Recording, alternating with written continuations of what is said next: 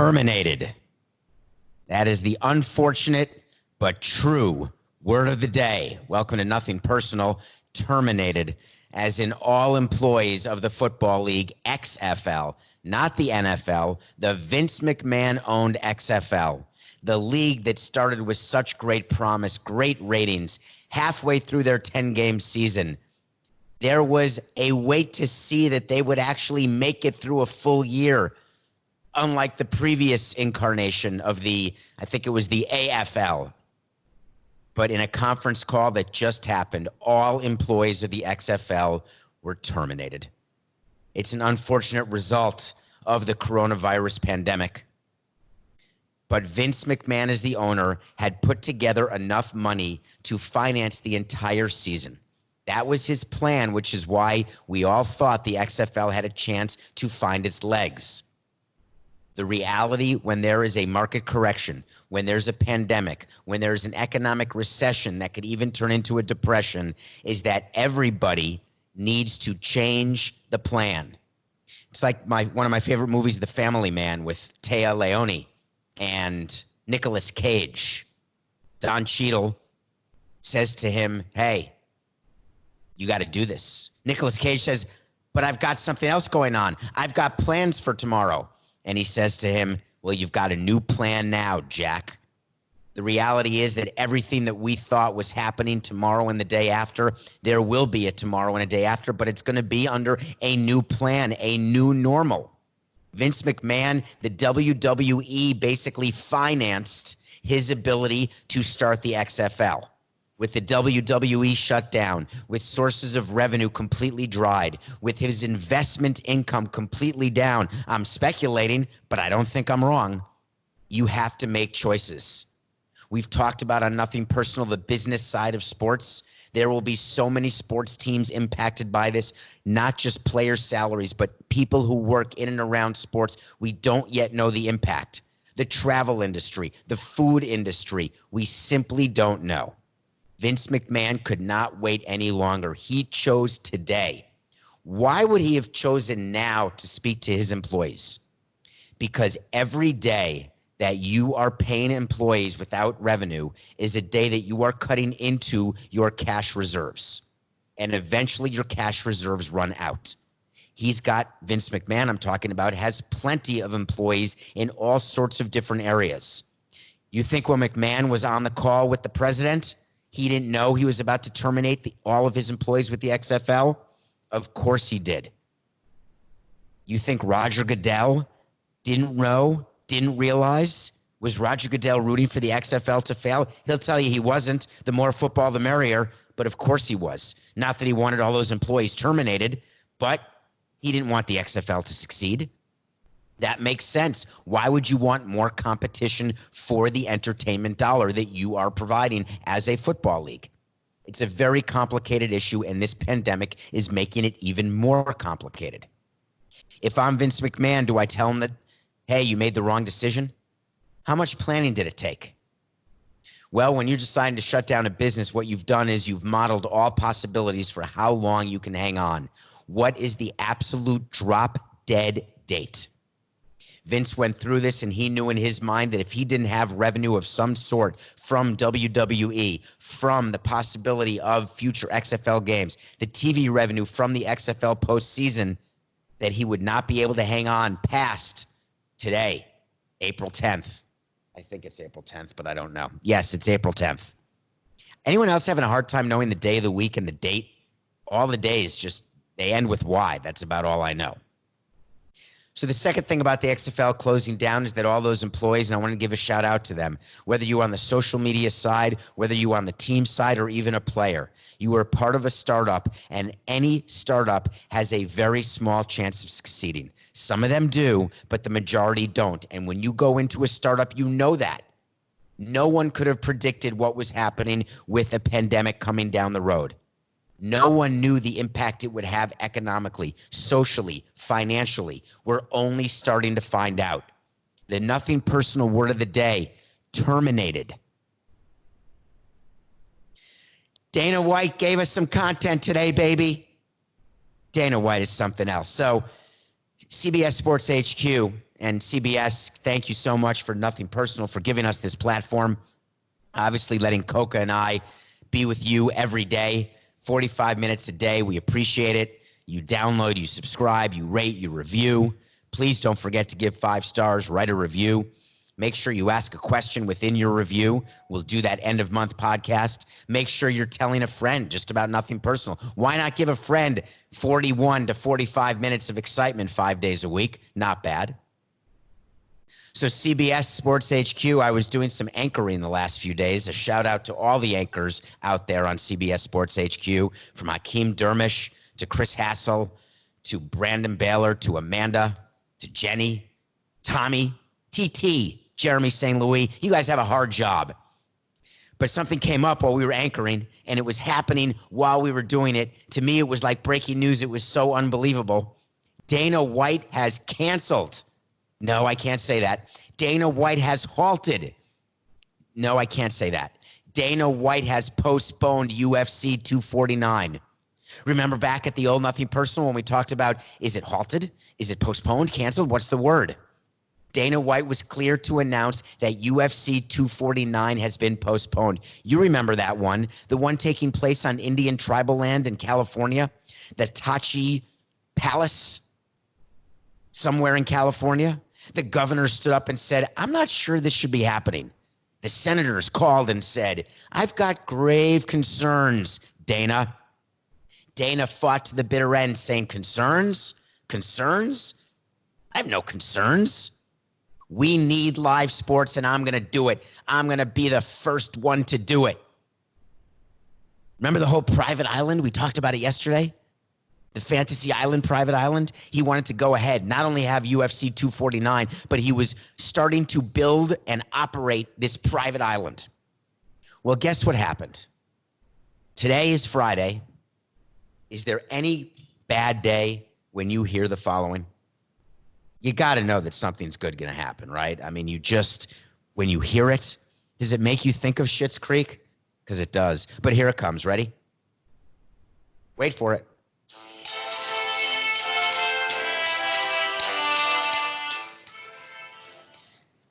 Hello? Hi, Dana? Yes, this is Bob. Bob the Builder? No, Bob Iger? No, I thought that you resigned. I thought you're not the head of Disney anymore. Dana, this is Bob. Listen to me. You cannot do UFC 249.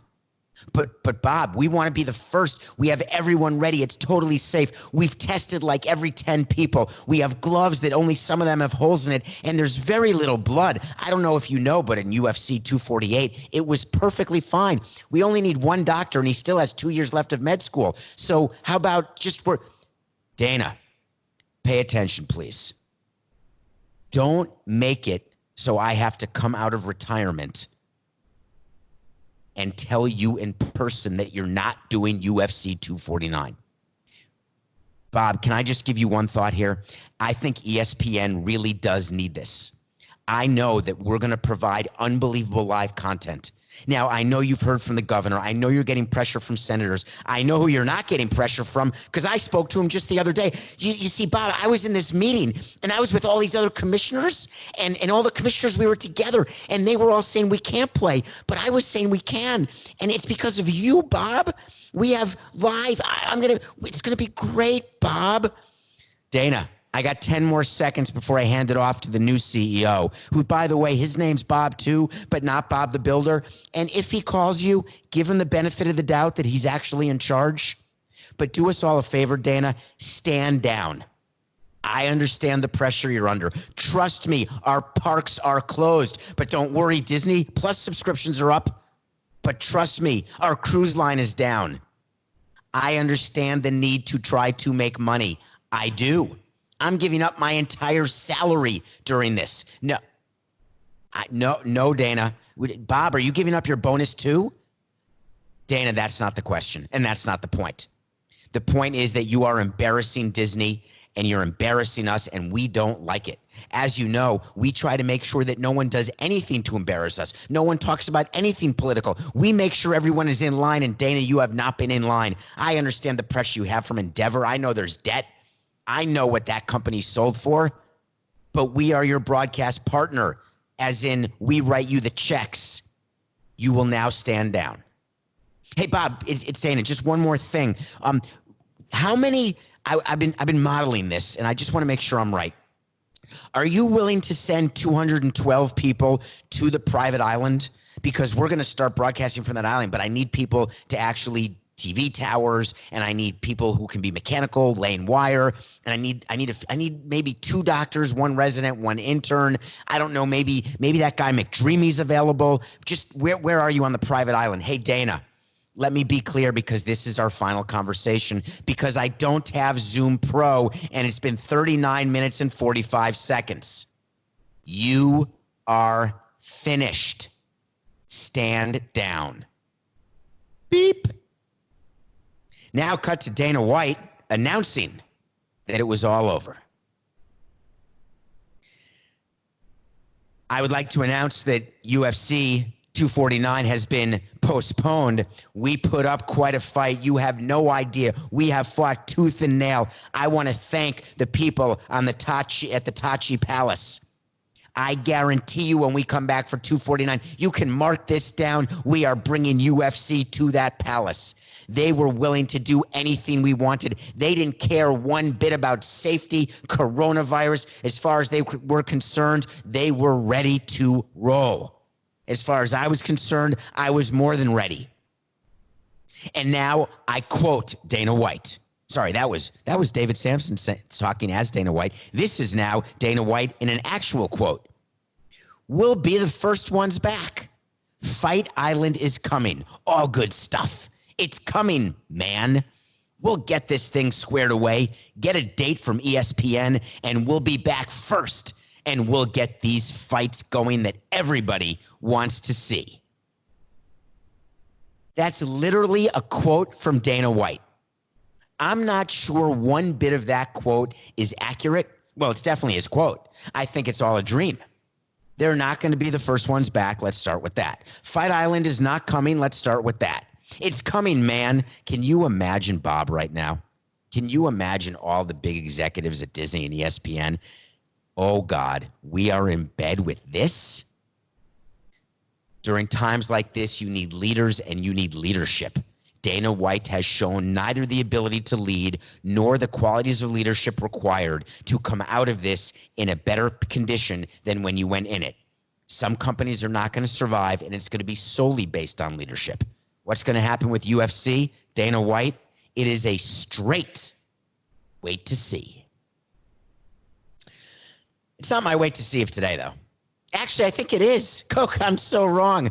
Later on in the show, that is the wait to see. I'm doing it right now. You know why? Because it's Friday. My wait to see is simple. There will never be a private island for UFC matches. It's NGTH. Never going to happen. That's my wait to see. I don't know how to win that one, because I guess we'll have to keep it open in perpetuity just in case a private island opens. So I'm going to cut the wait to see. This is way better. There will be no private island UFC matches in the next, what month are we in? April, May, June, July, August, September. Let's stop this wait to see at Labor Day, just for S's and G's. Are you all right with that, Coca? The wait to see is there will be no private island UFC matches prior to Labor Day. Now, of course, Dana White would say otherwise, but I think it's an actual slam dunk. So that is the wait to see. All right. So now I want to talk about a new poll. I'm going to talk about what polls are. You know what a poll is, right? It's what is used to try to take the temperature of a select group of people. Sometimes you poll everybody, sometimes you poll somebody, and sometimes you'll poll anybody. But the truth is that polls are only as good as the information that is being fed to the people who are being asked the questions and the answers that are being given back. That is why you see so much fighting about what poll questions will sound like, how they'll be written. Do you write it in the negative? Do you write it in the positive? I'm going to give you a poll question, and I'm going to do it in two totally different ways and show you how I can get you to say exactly what I want you to say to get the exact results that I want in a poll that I'm asking. Question 1. Once coronavirus has passed and you are again free to leave your home, how often do you think that you will be attending sporting events with large groups of people? That's question 1. Question 2. When the social distancing rules have been changed, yet you're still supposed to be wearing masks and maintaining 6-foot distances while wearing gloves because we do not yet know whether or not coronavirus will come back or whether the curve will be permanently flattened or will have a vaccine. Do you believe that you are more or less likely to attend a sold-out athletic event where you will have no more than 2 inches in between you and the next person? Well, that's another poll question. I can lead anyone on with whatever I want. Seton Hall conducted a poll that to me was done perfectly. It was a very small poll done by the Stillman School of Business. They're associated with Seton Hall. They had 762 respondents with a margin of error of 3.6%. What does that mean? Well, here's what they said. They gave a release yesterday to give themselves a lot of attention, and it was good attention. 72% of people contacted, well, they mean 72% of respondents, said they would not attend a sporting event until there is a vaccine for coronavirus, with a margin of error of 3.5%. That means it could be anywhere from 68.5% to 75.5% of the people. A huge number, no matter how you slice it. Let's take the bottom end, 68.5% of people. Now, can you say that 762 respondents is the right number? Where were these people called? Are they in Iowa or are they in New York City? Are they in Nebraska or are they in Los Angeles? Are they in Broward or are they in Gainesville? That's Florida. Where are people being called? If you think Seton Hall, I believe they're in New Jersey. So is everyone being called in the New York, New Jersey, Connecticut area where it's absolutely impossible to even literally consider going to a sporting event? I can't believe they found 28 to 32% of the people who said they would go to a sporting event prior to a vaccine. But what about if all sporting events were in a place like Arizona or Florida or Vegas or Dakota or a private island? You have to be more specific. Why, as a team owner or a team president, am I looking at this poll and paying amazingly close attention to it? Because I need to figure out how to build my business going forward. I need to start over. I am going to start modeling my company fresh. I'm going to look at all revenue items, all expense items. Let's look at a baseball team as an example. I have 81 home games. I have a certain amount of attendance that I'm assuming, a certain amount of ticket revenue that I'm assuming, a certain amount of food, beverages, and clothing items, merchandise that will be purchased by every single person coming to games. I have an amount of parking revenue. I have an amount of money that companies will pay me in order to put a sign up at the ballpark. I put all that together. I mix it with revenue sharing, which is a concept we've discussed on Nothing Personal before, and that gives me my total amount of revenue, and then I can start working in my expenses. So why do I care about this poll? Because if you're a team who counts on, let's talk about the Yankees as an example. If you're a team that counts on hundreds of millions of dollars of local revenue generated by fans going to games and eating the buffet in the Legends section right behind the plate and the dugouts, there's no more buffets. You have to change the way food is served. You may have to sell every other seat. There is no guarantee that we will be allowed anytime soon to sit inside a stadium right next to one another. I'm not talking about Marlins Park, where you can always find 6 feet of separation. I take half the blame for that. Well, I used to take 90% of the blame, and it goes down 10% every 6 months. So I've been gone now for 24 months, 24 plus 6, 30 months. So I'm actually down to 40% of the blame. So the social distancing that has to happen at games, that lowers my capacity. But if I lower my capacity, then I have to lower my amount of food that I can expect to be purchased, and it goes down and down the revenue chain. Do I get to save money on expenses? Yeah, I don't need to hire as many people for game day activities if you're the Yankees. I don't need as many people security, as many off-duty police, as many concessionaires, as many ticket takers. All of that is true. However, what about the new line item that I have for my business? I need to clean the ballpark after every game in a way that I've never cleaned before. Do you know the amount of money we spent on cleaning the ballpark in between games? It went something like this. We had people come with pressure washers and pressure wash all of the nutshells on all of the popcorn boxes and all of the schmutz that was left behind by people who had come to the previous game. We clean up the schmutz with a paper bag. We pay people to come around with a big bag, no masks, some wear gloves, pick up the garbage, throw the garbage out, wash everything down with a pressure washer, get a few seats, not get a few seats, whatever it is, on to the next day. Have you ever seen your movie theater get cleaned?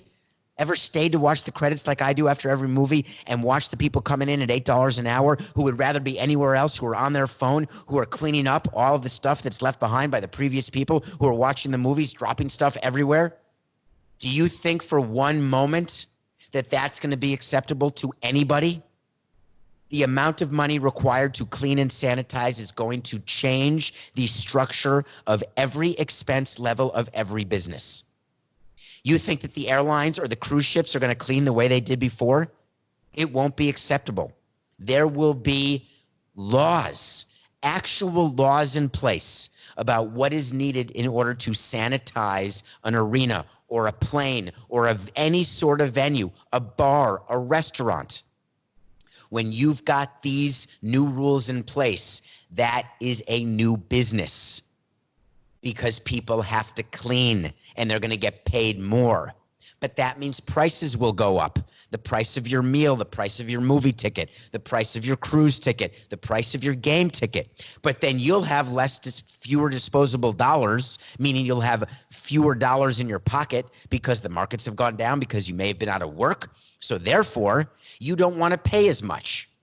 That is called the supply and demand. There's a curve that happens, an intersection. When supply goes one way, demand goes another. When you meet in the middle, you find out how to price your items. It's actually called price elasticity, is another concept, which is for another day if I want to get all Milton Friedman on your ass. That's a Pulp Fiction. That's Pulp Fiction. I don't think he said Milton Friedman, though. I think it was Marcellus Wallace. I can't remember what he said, but I do know that ass was involved. The point is that as an owner of a team or president of a team, as I look at the Seton Hall poll and I think about the Stillman School of Business and the 762 respondents they had to their poll, I'm not focused on the number 762. I'm not focused on the 3.5% or 3.6% margin of error. I'm not focused on any of that. I'm focused on me and my business and what I have to do to start hosting games again. Because we can talk all we want about what leagues are doing in order to get games back on TV. But until we are comfortable that we can leave our homes again, the entire economic equation of the United States has changed. MLB right now has come up with yet another new plan, just announced today. Is it announced? Is it leaked? Is it reported? I'm going to say reported. They came up, MLB did, with a whole new plan.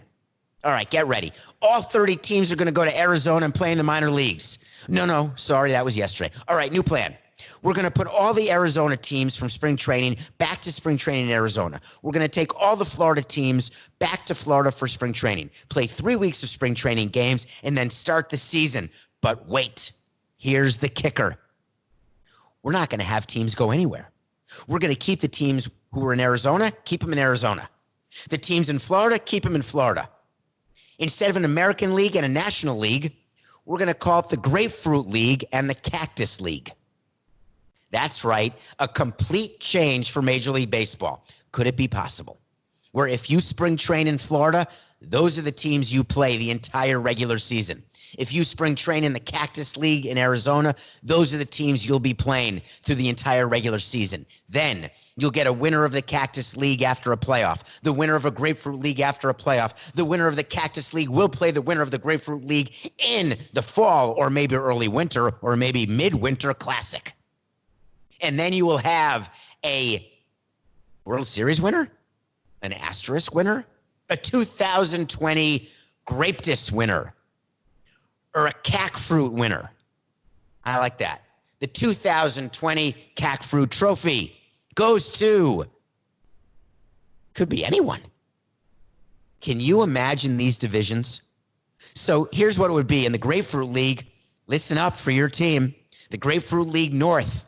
Picture this division: the Philadelphia Phillies, the Toronto Blue Jays, the Detroit Tigers, and the Pittsburgh Pirates. Everyone up in Canada, eh? You better get those borders open. You want to get down right now. You want to win that North. You're going to win that North. How about the South? Hold on to your knickers. Red Sox, Twins, Braves, Rays, Orioles. Red Sox, Twins, Braves, Rays, Orioles? Yep. Red Sox still come in third. What about the West? Here it is. The Nats and the Astros, they share a facility. They're in the same division. The Mets, and then, of course, the Cardinals and the Marlins. Because the Mets play in Port St. Lucie, which is just about 40 minutes north of Jupiter, where you've got the Cardinals and the Mets, which is just about 40 minutes north of getting the Astros and the Nationals. So there's not much commute time when you're playing these games in the Grapefruit League. Of course, it's going to be 170 degrees with 125% humidity. Have you ever been to a Florida State League game in the middle of summer? I have.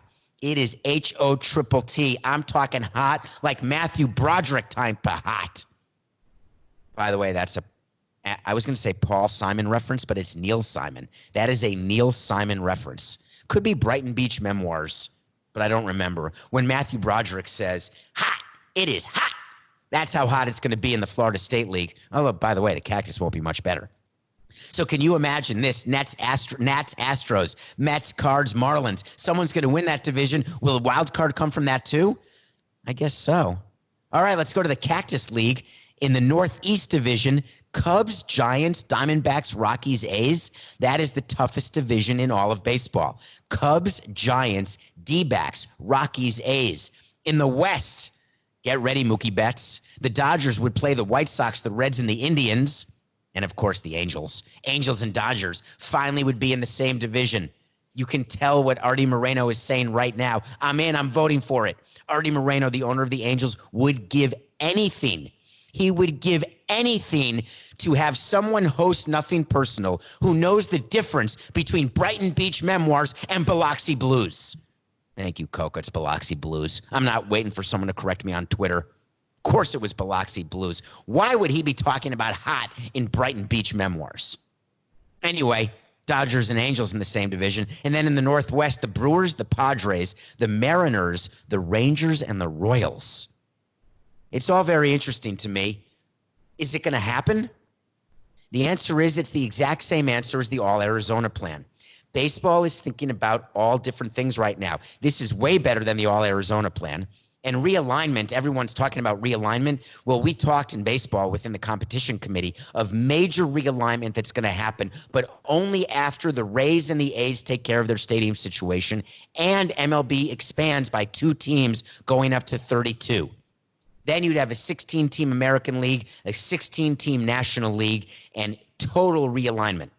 I was always in favor of absolute radical realignment. I want the Yankees and Mets in the same division. I want the Dodgers and Angels in the same division. Enough of this interleague play or these special rivalries that aren't really rivalries. I want to see them in the division.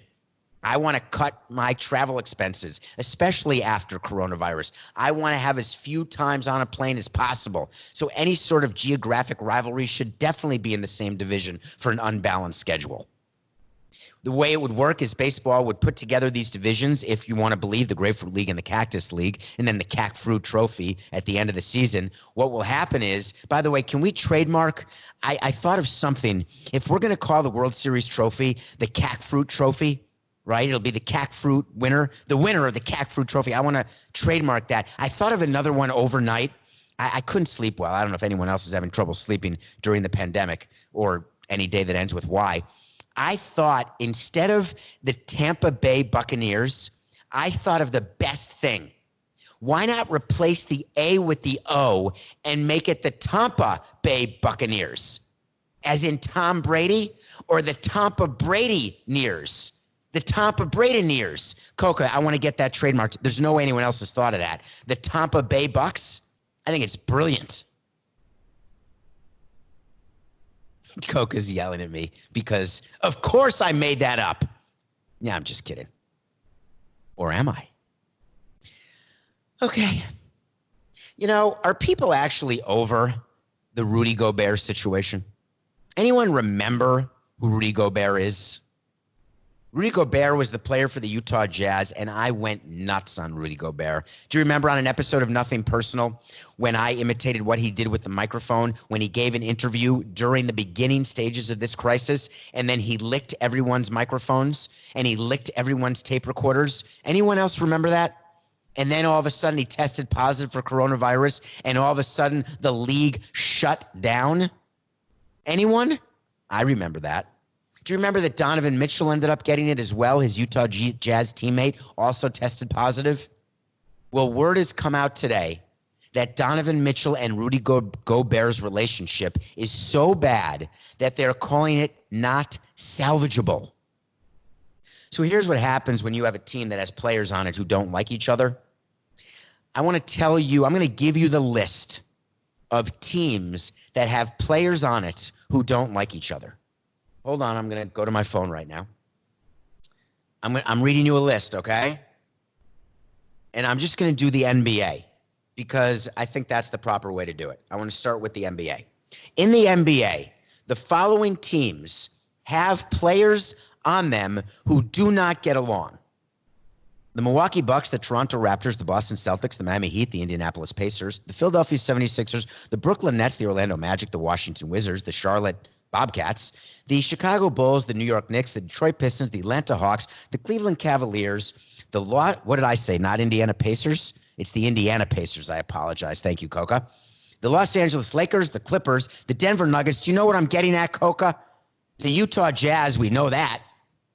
The Oklahoma City 89ers, the Oklahoma City, I absolutely cannot think of, the Thunder. Oh, my God.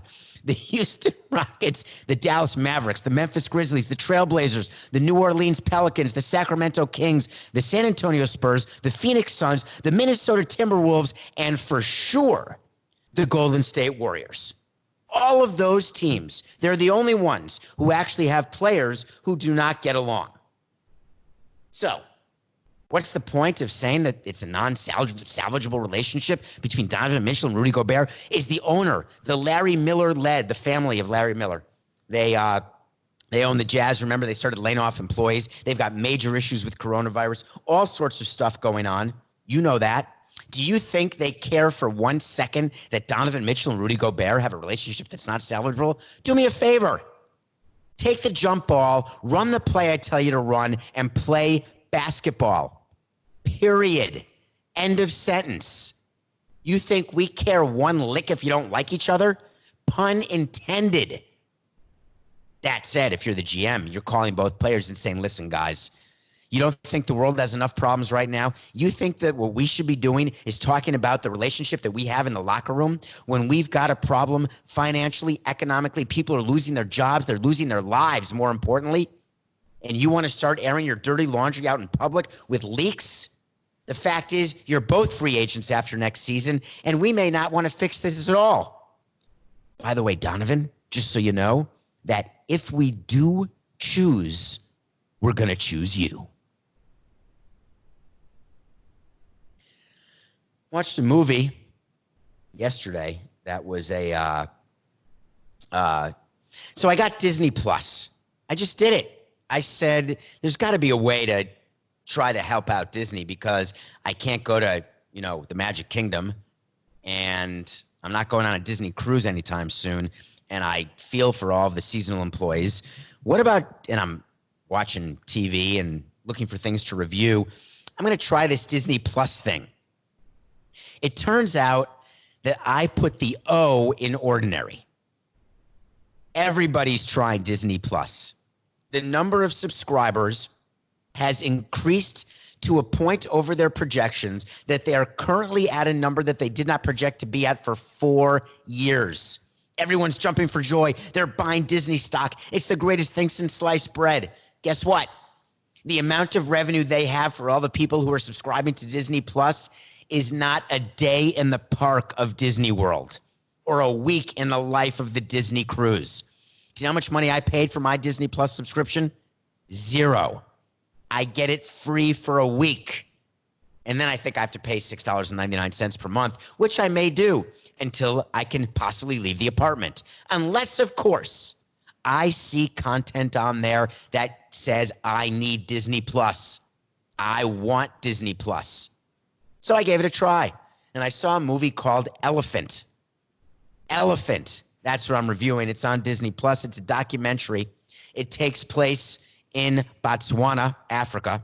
It's insane. The picture is so high definition that you're literally looking at the hairs on the eyes of the elephants. The eyelashes are so in focus that you wonder whether or not it was an ophthalmologist instead of a photographer. You are so up close and personal to these elephants that Robert Redford and Michelle Pfeiffer have nothing on these cinematographers. The story of what these elephants do to go back and forth through the desert, to get water, to get food, the way the rules of the jungle are with lions and hyenas and elephants and birds, how there's a matriarch in a family and that matriarch is in charge of an entire herd of elephants, how a baby elephant is as big a pain in the neck as a baby kid. But the mother, the patriarch, has to take care of the baby elephants to keep them safe. It is absolutely fascinating. It's called Elephant. Give it a try because you can get an hour and a half in just on the actual documentary. And then you can get another hour and a half in on how they filmed it because it makes no sense to me. When you're watching it, I'm too busy saying to myself, which was one of the negatives of the documentary, how'd they do this? Like when I'm watching Avengers, I know that Robert Downey Jr. isn't inside a mask and flying with some sort of propeller or some sort of, I don't know, fire coming out of his wrists. And I know that Paul Rudd doesn't actually become the size of a pin, or that Mark Ruffalo doesn't have Lou Ferrigno. Lou Ferrigno? Anyway, doesn't have Lou's huge body. I know there's stuff going on, but I watched the movie. I'm good. With Elephant, you're watching and you're saying to yourself, whoa, there's people have to be filming this. Or are they up all night? How do they possibly get when the elephants are doing this or that? You're telling me elephants have to do that? It actually made me wonder whether elephants may be happier in a zoo. Happier not having to worry about Mufasa. It's worth watching. Elephant, Disney Plus. You can get 7 days free and then make your own decision. But if you don't forget to cancel, guess what'll happen? Yep, you got to pay. It's like the old Columbia House record deal. Anyone remember that? You got to be really old, really, really old to remember the Columbia House record deal. That's when you signed up. You saw it on TV. You called the 1-800 number. Someone answered. It was always live. You never had to wait. They got your information. They sent you records, and it was great, except they kept charging, and then you got in trouble with your parents. Do you remember that? Yeah, I remember that too. Disney Plus is like that. If you don't like it, don't forget to cancel. But I think you will. The content is amazing. And I think, I'm going to do a quick spoiler on this, by the way. I think I found the island where Dana White wants to film and hold the UFC. I think I saw it during the course of Elephant. And maybe that was part of the conversation with Bob that I didn't do earlier in the show. So you want to talk to Samson. This was a good one. I like this, actually. I appreciated this very much. So I gave you, that the end of season, end of month episodes, I've been doing questions that you do when you rate and review on Apple. And so you want to talk to Samson, is questions that you do through Twitter at David P. Samson. But I've been releasing my top 100 list of movies. I carry that around. I have it with me at all times. Whenever I see a movie, I decide, will that movie go into the top 100? And Parasite did this year. Once Upon a Time in Hollywood did. I've released number 100 through 21. I still have my top 20 to release, which I'll do at the end of April. However, I gave you my number one movie of all time. And you may recall it was on a previous Nothing Personal episode. And it was called Fearless with Jeff Bridges. Anyway, I hope you see it. So someone actually tweeted at me, DM'd, I'm a fan of Fearless. By definition, I'm taking your question. What are the three things that you think someone needs to have to be a good team owner? And please put them in order. So someone actually asked me, who loves Fearless, great movie, asked me, what are the three qualities in order that someone needs to have to be a good team owner? So I'm going to start at 3 and go to 1.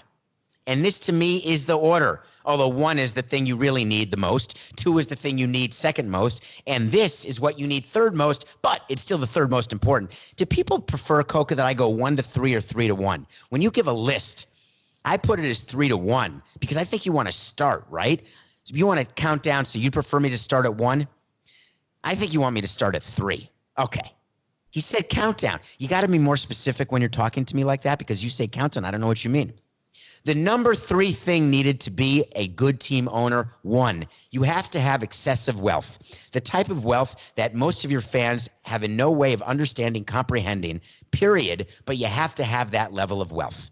Because if you become a team owner and you don't have excessive wealth, you're forced to make decisions based solely on money, as opposed to wanting to make those decisions and wanting to run it as a business. You're forced to make it and not have any special money to sign that special player. Excessive wealth would be my number 3 thing needed to be a good team owner. Number 2, this is important, and I wrote this purposely. Only slight narcissism. That is the number 2 requirement to be a good team owner. Slight narcissism. You can't be fully narcissistic. You know those people. There's no way you will not be a good team owner. You can't be without ego, without any narcissism, because to be a team owner, you're going to be in the public light. You have to understand who you are, what you're doing. You have to sort of believe that it's a bigger role and more exciting and more important than it is. You have to understand what it's like to walk into a restaurant and have people look at you and want to be you. You have to try to hide your problems because everybody thinks you're not normal or real, even though you've got the same problems as everyone else. I mean, who doesn't squat to pee? Only slight narcissism. And the number 1 trait you need to have to be a good team owner. I said odor. That's funny. The number 1 trait that you need to be a good team owner is understanding the role of the owner, which is being a private owner of a community asset.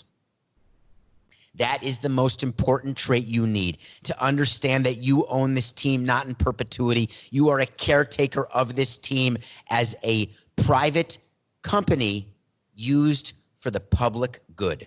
That doesn't mean you shouldn't make money. It doesn't mean you should never relocate your team. It doesn't mean you shouldn't use public money to build ballparks.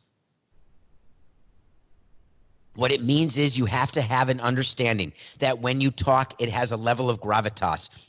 It resonates with people. If you're controversial, if you do the wrong thing, it is going to be, you're under a microscope. You're in a fishbowl. Everyone's looking at you. And if you start believing in your narrative, you will not be good at what you do. The number 1 thing, understand that you're an owner of a team, but understand that it's temporary. There's going to be an owner after you, and that team is still going to be around. Thank you. That's a great question. So you want to talk to Samson. And thanks for being a fan of Fearless. Spread the word. Okay, the MLBeard Challenge. Today is day 26 already. Finally, after day 25 yesterday, the first person paid attention and realized the order in which I'm doing this. Day 26 is the Tampa Bay Rays. They're the 27th team out of 30. What did David have in mind? Did he skip a team by accident? Did he not know how to alphabetize? What exactly is his plan with the Beard Challenge? He said 30 teams in 30 days. Yes, I did. He said $1,000 to every team in 30 days. Yes, I did. It seemed as though he was going in alphabetical order. It seemed so long ago. It was the Arizona Diamondbacks, the Atlanta Braves. And now it's the Tampa Bay Rays, but they're the 27th team. What happened? Do you think that I purposefully left a team out? Do you think I accidentally left a team out? Do you think that I wasn't going to save a certain team for day 30? Do you think this wasn't planned from the beginning, that I laid out which team's foundation would get $1,000 at which time? Of course I planned it out. It's day 26, Tampa Bay Rays. You got $1,000 to your foundation. I know you're the 27th team, but when it comes to helping seasonal workers, I can tell you one thing for sure. It's just business. It's nothing personal.